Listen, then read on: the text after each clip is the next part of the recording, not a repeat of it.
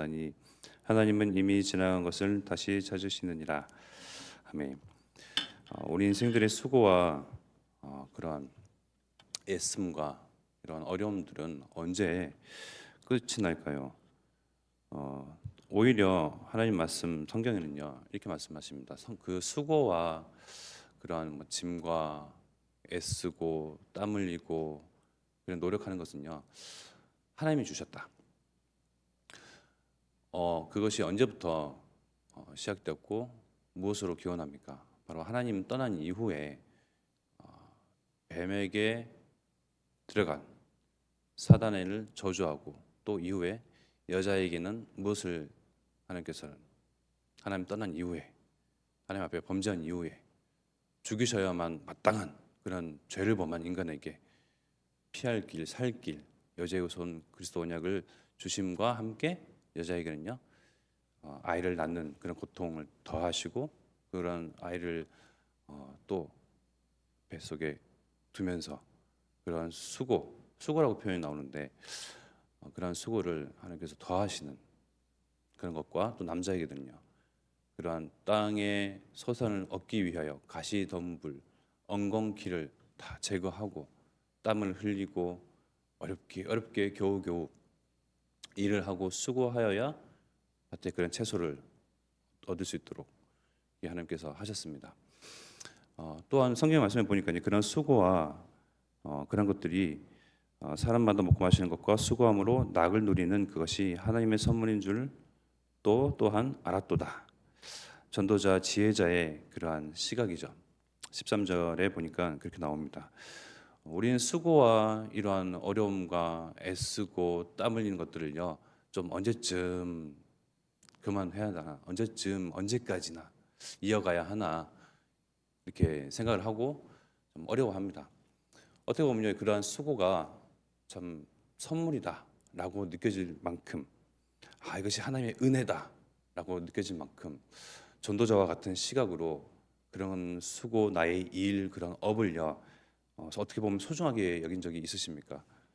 놈들처럼 좀 여유 있게 살고 여행도 다니고 한가한 시간에 커피도 마시고 담소도 나누고 하고 싶잖아요. 근데 우리는 계속 땀을 흘리고 일을 해야 하고 계속 바쁘게 돌아가고요. 그런 것이 선물인 것이요. 요즘 보십시오.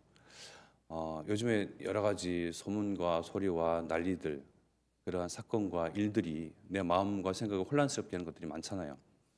그런데요 계속 바쁘게 움직이다 보니까요 그런 혼란과 그런 어려움 가운데에 빠져 들어갈 틈이 없어요.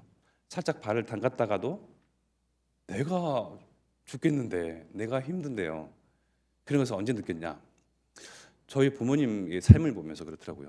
목사하고 목회자하고 그러지만 때로는 배를 타고 때로는 노가다 때로는 가정부 그러니까 남의 말을 할 시간이 없으신 것 같더라고요. 제가 어릴 때부터 생각을 했어요. 남한테 관심이 없거나 정말 이 일이 바쁘고 힘들고 어렵다 보니 그런 거에 관심을 둘 그런 여유가 없다라는 거. 어떻게 보면 지금 지나서 좀 보면요, 그것이 하나님의 선물이고 은혜였다라고 제가 경험한 것이 있는데 이제 이태리에 제가 유학을 갔지 않습니까? 남들이 볼 때는 유학이죠. 야 여유가 있나 보다. 여유는 무슨 개불 여유입니까? 가자마자 일주일 만에 찾았던 것이 이제 한국 식당. 그래서 우리 장로님 그리고 안수집사님 권사님들의 그 노고를 참 잘 아는데요. 잘하는 조금 알죠. 이렇게 하루 종일 바쁘게 움직이는 식당, 음식이 나가야 되는 점심 타임 그리고 저녁 타임은요 예민해지더라고요. 그죠? 굉장히 바쁩니다. 그러니까요 막 신경질적으로 막 되고요 서로가 막 바쁘게 너무 정말 설거지도 해야 되지, 반찬도 담아야 되지, 시킨 것도 해야 되지, 뭐또 지하에 가서 내려 가지고 와야 되지. 정말 똥출하더라고요. 그렇게 몇 년 동안 이렇게 일을 하면서 공부는 무슨 공부입니까? 일을 하면서 이렇게 살다가 조금 여유가 있고 또 이제 다른 유학생들이 하는 그런 일들을 대신 대타를 띄워주면서 정말 내 삶이 여유가 없을 만큼 계속 이렇게 막 몰아치시는데 다른 거 할 겨를이 없더라고요. 놈들은 보니까 이 집 저 집 왔다 갔다 하면서 술 마시고 서로 어울리고 그러다 보면 이런 일도 터지고 저런 사건도 휘말리게 되고요. 그럴 여유가 없다, 짬이 없다니까요. 그러면서 짬을 조금 내면요, 뭘 하냐? 4월 달에 있는 유럽 전도 집회. 그 이번에 10월 달에 이번에 우리 이제 캠프 갔다 오셨지 않습니까? 산업인 대회. 그 딱 두 번의 여유를 갖기 위해서 남들의 대타를 다 띄워주는 거예요. 그래서 나는 왜 여기까지 와서 이렇게 고생을 해야 하나 생각해 보니까, 돌이켜 보니까 은혜더라고요. 그 유학생의 삶들이요, 뻔하거든요. 굉장히 여러분들 뭐 대충 상상하시잖아요.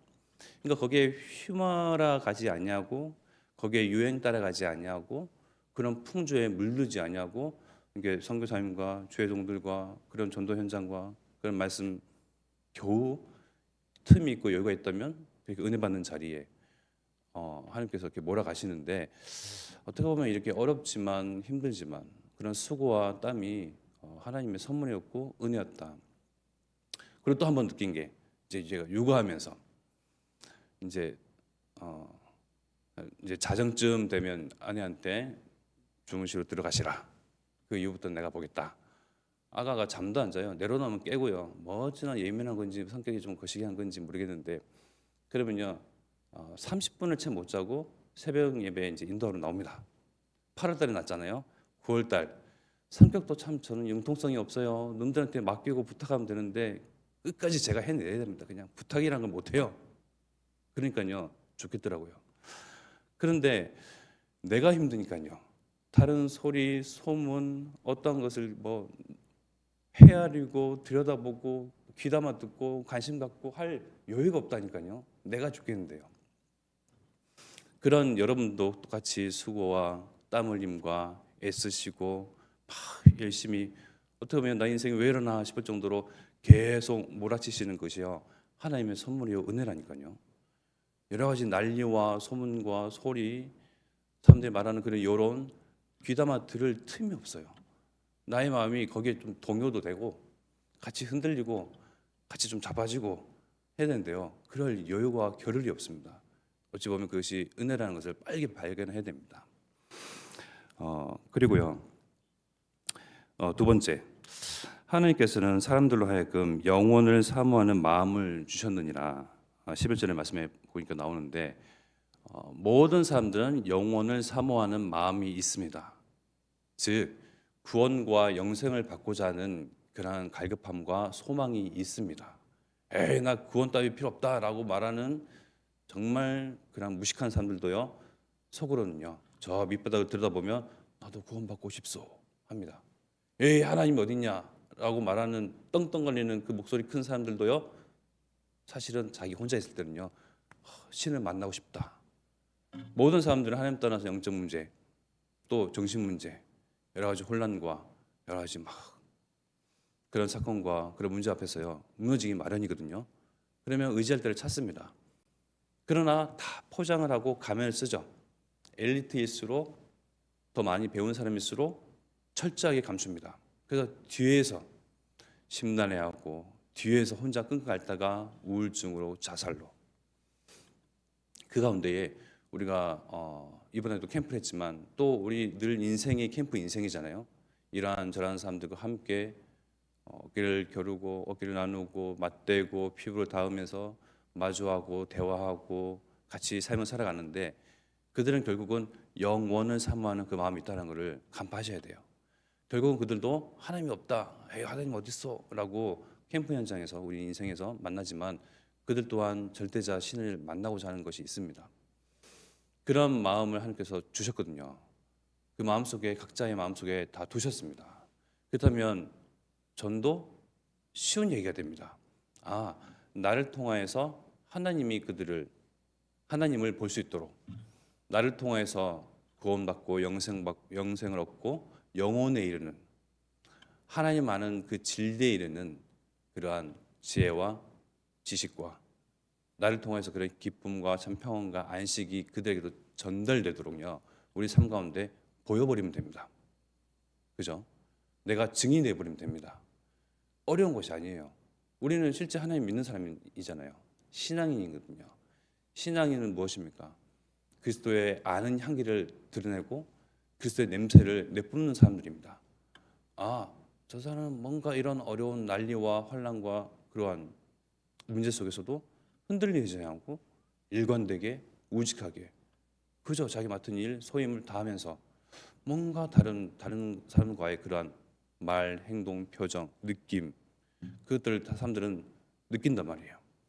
그래서 사람들이 알고자 하고 얻고자 하고 어딘가 이루고자 하는 그 진리, 영원, 구원, 하나님을 우리를 통해서 증인된 우리를 통해서 그들이 알도록 내가 하나님을 더 누리고 내가 하나님으로 행복해 버리고 내가 하나님으로 정말 복음으로 말미암아 그리스도를 통해서 끝내고 모든 문제 앞에서 예수는 그리스도이심을 고백하며 그것을 보여버리면 됩니다.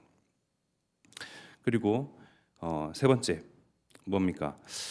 선에 대해서 이야기 나오는데요. 12절의 말씀에 보면 사람들이 사는 동안에 기뻐하며 선을 행하는 것보다 더 나은 것이 없는 줄을 내가 알았고 선을 행하는 것보다 기쁜 것이 없다라는 것을 전도자 지혜자가 알았답니다. 여기서 말하는 선은 무엇입니까? 무슨 선행을 하고 베풀고 뭐 남을 위하는 것도 될 수 있지만요. 그리스도를 아는 그 선, 그리스도를 증거하는 선. 결국은 모든 사람들은 하나님 떠나서 그 운명과 사주팔자에 매여 있거든요. 갇혀 있단 말입니다. 노예되어 있습니다. 돈의 노예, 물질의 노예, 자기 생각의 노예, 어딘가에 묶여 있습니다. 거기서부터 해방시키고 자유케 하는 그러한 선. 이러한 선이 우리 삶 가운데서 드러나고 나타나고 선포되어지고 선전되어지는데 언제 이 선에 대한 대가를 얻겠습니까? 그 때가 언제입니까? 때는 하나님께 달려있고 하나님의 소관이죠. 갈라디아서 6장 9절의 말씀 보니까 우리가 선을 행하되 낙심하지 말지니, 그죠? 낙심하지 말지니 포기하지 아니하면 때가 이름에 거두리라. 참 우리의 마음을 시원케 하는 말씀입니다. 예. 우리는 전도자의 삶을 살고 싶어 합니다.